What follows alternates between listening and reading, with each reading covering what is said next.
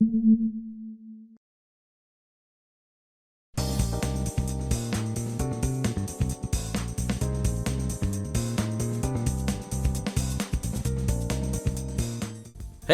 everybody, what's going on? Your host LovelyCheesePizza here. Welcome back to Let's Play some more Gran Turismo 3, the ultimate driving simulator. And I apologize if I'm really just full of energy and I'm all crackly and shit for a few minutes. I'm my body is still coming down off of just the horrifying shellacking that I just took not moments ago filming a Pokemon episode where I was trying to capture Zapdos, and oh my god, it was seriously a shellacking is the only word I can think of to describe it with. Not to be confused by Mr. Shellacky from Doug, who was the guidance counselor, who was very kind of Richard Simmonsy, but without the whole short shorts and the being physically fit thing. So people had told me in the last episode that when I started up the Vitz race and I went and did the Trial Mountain thing, that you're totally not supposed to do those races individually. You're just supposed to do the series race, and it kind of covers the whole deal there. And so basically I took an unnecessary loss. I took it in a way that I was not supposed to, I guess would be the real way to put that. And so what we need to do is we're really going to have to, in order to secure 5 consecutive victories here, we're going to have to find a way to handle this car better, because I'm not spending the money on getting different tires for this. And really, that's kind of what got us into the predicament that we got ourselves into. It was a mixture of these tires, are felching with a goat, and the fact that, there was also just some poor tactical maneuvering on my own accord there that made these things a lot more difficult. And so, yes, that's basically what that is. In case you're wondering what felching is, I don't exactly remember the definition, but I know that it's absolutely disgusting. So, if you want to know, you can go right ahead and Google search that. I'll even let you do it, during the episode. And, normally, I demand your attention at all times. Not really, but hey, if you want, you can search that one. It has something to do with semen and the ingestion of said material in a way that would probably be considered by just about all accounts completely horrible. So now you know. Okay, that's a turn that's not very good. However, this turn is the one that is worse. This is the one that normally gets me into a lot of trouble. There we go. Not so bad, though. I mean, we're going at a slow enough speed overall that it's really not that big of a deal. And again, we do have an overpowered vehicle here. I mean, this is something that we should be able to win these fairly handily. There might still be, some good competition at the end if I struggle to do the things that I am setting out to do. But nobody knows that. Nobody knows the trouble I've seen in trying to handle this fucking lawnmower of a car. There are seriously at this point probably Husqvarna and John Deere branded, yard care vehicles that have more base horsepower than this thing does. That is a disgusting and probably factual thing that I just said. That is insane. You have a car, a car designed for driving in the streets that may quite possibly have less horsepower than a vehicle that is designed only to drive in the grass in the front and back and potentially sides of your own home. That should be kind of sort of embarrassing. Here's a good question. Why don't they have, as just an Easter egg of sorts, why don't they have rideable tractors in these fucking games, man? That would be so tight. Just have it be have it be something if you unlock, if you get gold trophies in all of the competitions that it unlocks, Not only just a secret, like, a secret competition that would be, you know, the Yard Care Classic or whatever, but it also unlocks for your purchasing, like, you know, 3 or 4 different tractors. Like, you got like a John Deere one, and you got a Husqvarna one, and then I don't know. I don't really. I'm not really on the up and up as far as, you know, lawn care vehicles are concerned. But, you know, maybe just have it be 2 different models of John Deere's and a Husqvarna, and just like, you know, give it the opportunity to throw like some fucking turbo in there, and just, you know, take them down. You know, special stage route. You know, Route 11 or whatever, or, you know, Laguna Seca, or even just Côte d'Azur, if that's even how you Côte d'Azur, if that's how you pronounce it. I'm wrong more than likely horribly on both of those, but I mean, you know what I'm saying. Like, how funny would that be? Being able to jump into a riding lawnmower and trying to handle one of those things on this would be insane. But it'd be so much fun, you know? It'd be such a fun little thing to just to do in the first place, let alone, you know, making a, you know, probably totally futile attempt for a while at trying to master driving those. And then, you know, later on when you're actually good at doing it, just, like, I don't know, I think it'd just be really fun. But, that's, hey, you know, that's just the opinion of one man throwing, you know, random things from the inside of his head out through the front of his skull into a weird metallic thing that records your noises and eventually puts them out for everyone to hear and make opinions about. By the way, you know what I'm really excited for? I'm yet to really dive, you know, head first or feet first or ass first, depending on, you know, if you want to do a cannonball with it. I found out that, it's so cool. Oh my god, it's so awesome. I can't wait to actually do it. Apparently, the CIA, according to various places, so you know it's real now, like places that are actually believable and have credibility in there, which even with that, you kind of don't know what you're getting into anymore. Shots taken at you, CNN, you fucking people. Or just anywhere. Half the time you don't really know if anything that's being put out there anymore is real or not.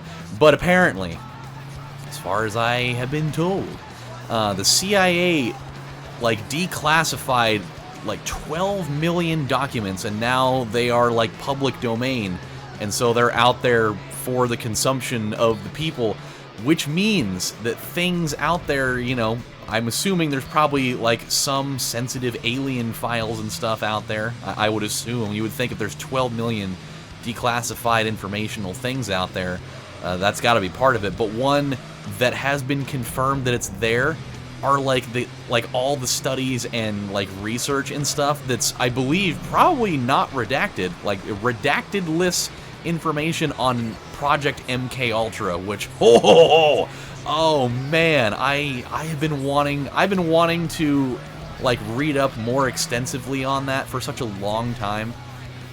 I'm trying to remember the first place that I heard about that. Like, I think it was on I think that it was actually from I think it was like the creepypasta of Polybius, the whole thing about like the arcade game that they found in, you know, Portland, Oregon, that, you know, people, it was like it's supposed to be like this military like conditioning thing almost, where it's just like this super like weird and psychedelic thing, and you know, people were starting to have like weird nightmares, and I think they were like killing themselves and like going insane and having like weird visualizations of stuff. And then like, you know, these men in black from the government came and took it away, and like people never saw it again. And it was supposed to be this whole thing about MK Ultra, which, if you don't know what MK Ultra is, it was basically like a government research thing that was all about using like mind control. It was all about mind control related things for, you know, that they were gonna, you know, use on like you know, on military and probably the general public too. And so just like it was just a super weird thing altogether.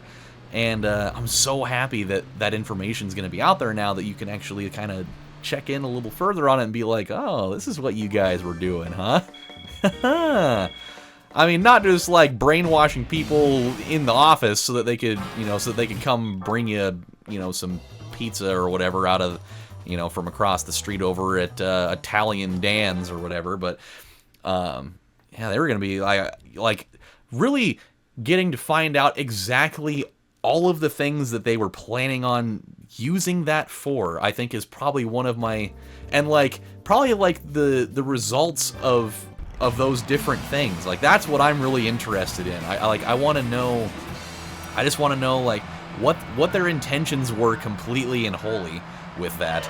And obviously they had to have done some testing in there, and so I want to know like what happened when they did it.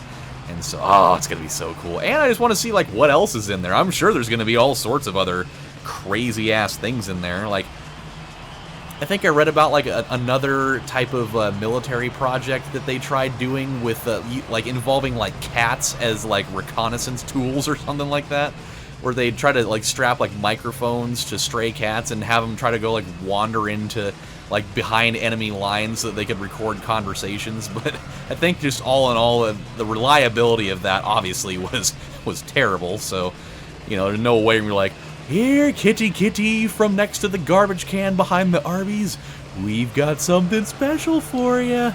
We're gonna just strap this little microphone around your neck, and we're gonna fly you off to Nazi Germany, and we're gonna let you go into this, into this little encampment of soldiers and see what kind of sensitive information you can come up with. I know it's totally gonna work. It sounded great in my head as I was smoking 27 bowls at that point. Back in 1942, people were just smoking the reefer like crazy, I'm sure. So, you never know. That's a fairly realistic thing that could have happened. Oh boy. Oh god, no. You guys can just fuck off for like 3.7 seconds.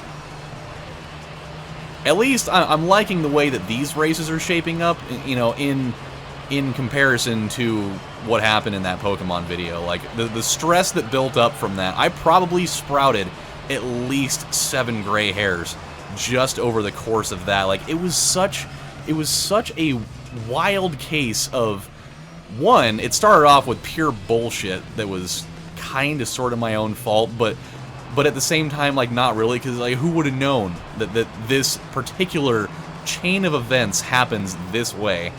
And so then I gotta go fix it, and then second of all, I come back, and then it just turns into just an awful circuit of just one bullshit after another bullshit, top with extra bullshit, sprinkle some extra bullshit, and then after that, you put the bullshit in the oven and heat it to 375 bullshits for about 35 bullshits, and you come out with just the tastiest, fully rich and creamy bullshit that has ever graced the lands of which we all live in happily.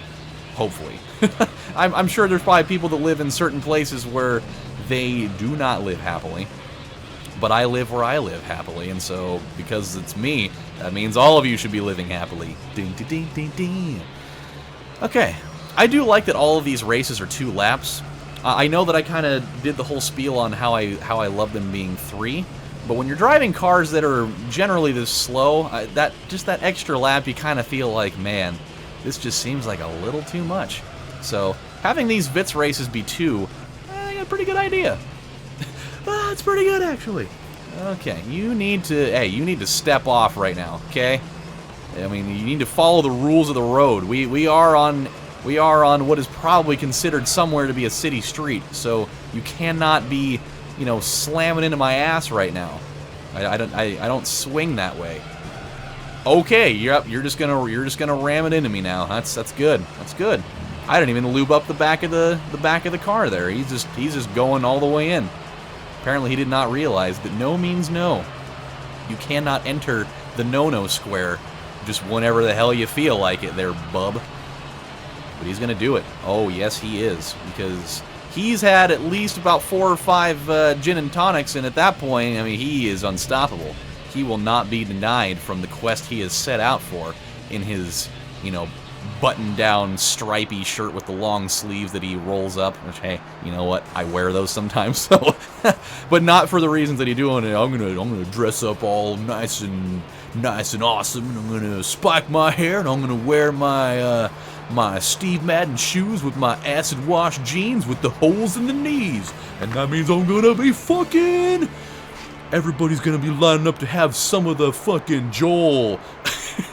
You know, not to say that every dude named Joel that ever goes to a bar is automatically a douchebag, but you know what? I do know at least 2 people named Joel that dress up that way when they go to the bar because they're totally looking to have people, namely women, you know, slobbing on their Jehoshaphat like an ear of corn, because people totally do that. You know, I think what we're gonna do right here is we're at a nice little distance. We got what, 2 races to go, so we're gonna save right here. We're gonna save. We're gonna put the thing in there and override it, and it's all gonna be good. And when we come back on the next episode of Let's Play Gran Turismo 3, the ultimate simulator of driving, we're gonna take on the last 2 races in this little cup challenge, and we'll get our prize car, and it's gonna be great. I can't wait for it. So until then, my friends, this is your host, LovelyCheesePizza, saying thank you guys for watching, and your MK Ultra test has concluded. I now have all the data I require.